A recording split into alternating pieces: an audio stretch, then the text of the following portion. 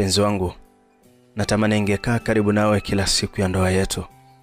Natamani ningekushika mkono kila jioni nikisikia moyo wako ukipumua kwa amani.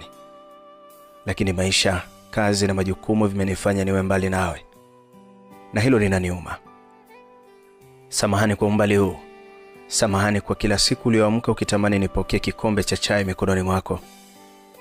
Samahani kwa kila usiku uliolala ukitamani nilale nawe nikikufunika kwa mikono si maneno. Lakini bado nakupenda. Bado nakuona kama mwanamke bora niliyekutana naye. Mwanamke wa maombi, mwanamke wa upole. Mwanamke ambaye ameibeba ndoa hii kwa subira ya ajabu kwa miaka sasa. Nakuamini.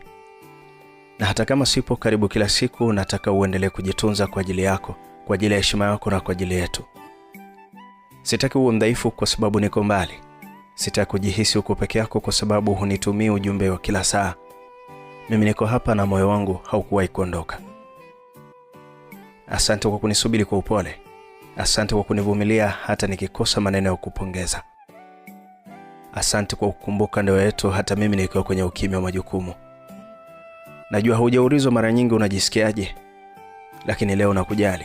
Najali moyo wako, najali usiku wako, najali upweke wako. Si muda mrefu nitarejea na nitakuonyesha kuwa umbali haukuwa mwisho wetu.